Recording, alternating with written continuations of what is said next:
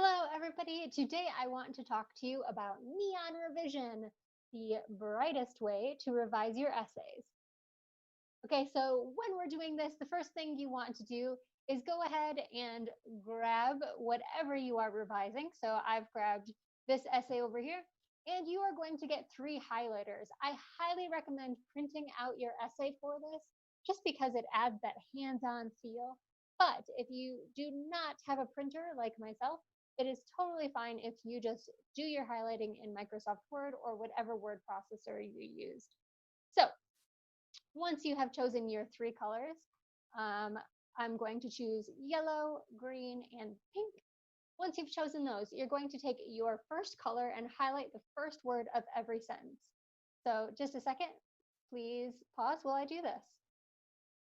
Okay, so I have gone ahead and highlighted the first word of every sentence on this first page. I didn't go through all 3 pages, just this first page. Okay, so now I'm going to look at the thing as a whole. So first I'm thinking about how long are my sentences. So this first one seems kind of long. This second one enters a quotation. This one is kind of long. It's 4 pages, 4 lines long. Let me make this a little wider so it's easier to see. Okay, so at this point, it's a little easier to see. Okay, so this page is only 1, 2, 3, 4, 5, 6, 7, 8 sentences in this entire page, which seems a little long for me. So one thing you want to think about when you are revising is the length of your sentences. So do you have short sentences, long sentences? Kind of mixing it up helps with the rhythm of your essay. So that's one thing I might want to think about here is the rhythm of my essay. So the next thing, is there variety? And that kind of goes with it. Is there variety in the length of sentences? Another thing, is there variety in the first word? So discussing as alongside, Moritz, such, this, some. Okay, so some is kind of the same, but overall I have different words. I know a lot of times I tend to have sentences that start out with the same word over and over and over, especially if I'm writing like a personal statement or maybe an email to somebody else. I hate when I continually start the first word with I. I do this, I do that. And I always am trying to find new ways to write sentences. So that's another thing. Are you always starting the sentence the same way? Are you varying it a little bit? Next thing is, are you using transitional words? So this might be our however or therefore. So discussing, that's just the beginning, so there's nothing to transition from. So as he argues, alongside. So alongside works as a really great transition word to kind of say like this plus this, such an idea, this kind of issue, some countries, some of these regulations. Okay, so this doesn't have too many transition words. So that's one thing I might want to think about. So maybe at the beginning of my essay, I'll write, add more sentence length variety, and then add more transition words.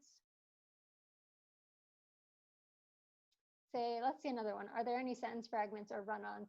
So that might be something that you're reading as you look for your sentences, just to make sure that you have full sentences and they're not overly long, overly complex, but also that you don't have sentences that are actually comma splices or just fused sentences. Okay, so the next thing we're going to do is think about our second color and highlight each adjective. So an adjective is just your describing words. So I'm going to go through now and highlight all the adjectives. Okay, so now I have gone ahead and highlighted the adjectives through here. So one thing you want to think about is, are you writing descriptively?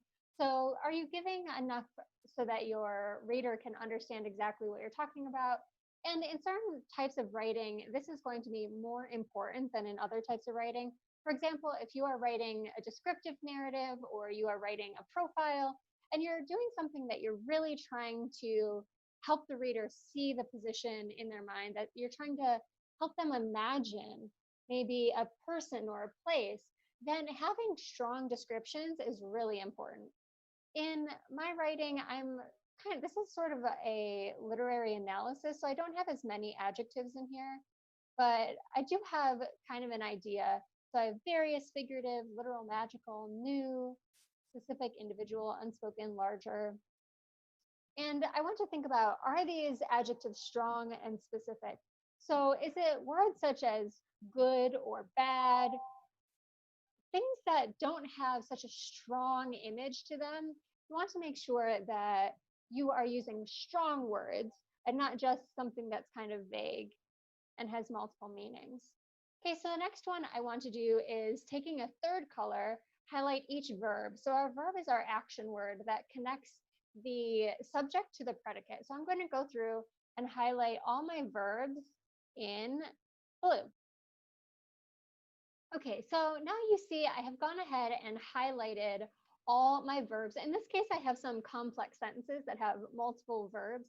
So as you can see, my pink here is the beginning of sentences, and sometimes I have 2 or 4 verbs in my sentences. And another issue with this is specifically, I have a lot of quotations in this particular essay. And some of the quotations I just have not included in my actual my highlighting. But one thing you want to start thinking about when you're looking at your verbs is to be thinking, one, do you have too many to be verbs? So our to be verbs include is, are, was, were, and obviously to be. So the reason why we don't want to use these is typically they're not very strong verbs, and there's typically some sort of action that's actually happening somewhere else in the sentence. So when you go through, now you have all your verbs highlighted. You want to make sure that you don't have too many of these. So I have 2 in this section. I have can be seen and were. And because there's only these 2, I'm not too concerned about it. But I might want to be thinking, is there some way else I can think about this sentence? Where is the action taking place? And is there some way I can rephrase this so I'm not using a to be verb? Okay. The next thing you might want to think about is, are your verb choices strong? So when you're doing this, you want to make sure you're not using boring verbs.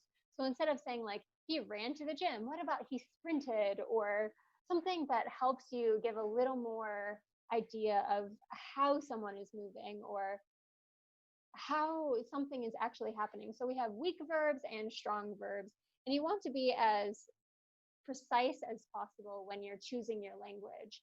And again, not using the same words over and over and over again. So that kind of goes back to our first idea with starting the sentences the same way. You also don't want the sentences to have the same verb over and over again. So I know sometimes we run into this with dialogue where it's like, he said this, he said that, he said this, she said that. And eventually you just have this thing where it's like, da da da, John said, da da da, Lori said, da da da, John said. And you want to kind of mix it up so that there's a little more interesting, or even drop dialogue tags altogether in that case. So in this case, I'm going to read through. So states, connects, argues, exists, claims, seek to. I did a decent job saying like, here are different ways that the author is saying something. Also pushed, presents, can be seen, had become, battles were, have obtained, relates, and fight. Okay, so I have a pretty good idea of my verbs that are going on here. I think a lot of them are pretty strong, and I don't have the same words repeated over and over again. Okay, so if you do have any issues, you can mark them out at the top as I did.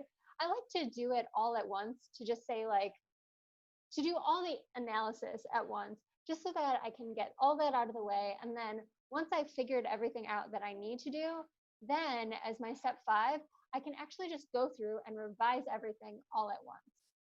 Now, one thing I do want to say about this is that this type of revision should come more toward the end of your revision process, right before editing, since this is more looking at your specific word choice and how long your sentences are and all this. This is more about style. And if you are early on in your revision process, you don't want to be wasting too much time thinking about the style of your writing. just because you might not even keep that paragraph. As authors like to say, kill your darlings. Um, you might get rid of that paragraph, you might get rid of that sentence. So don't worry too much about how you are styling your essay until you have all your good ideas down. Okay, thank you so much for keeping with me today. Hopefully you can find a way to use your neon revision sometime in the future. All right, thank you. Bye.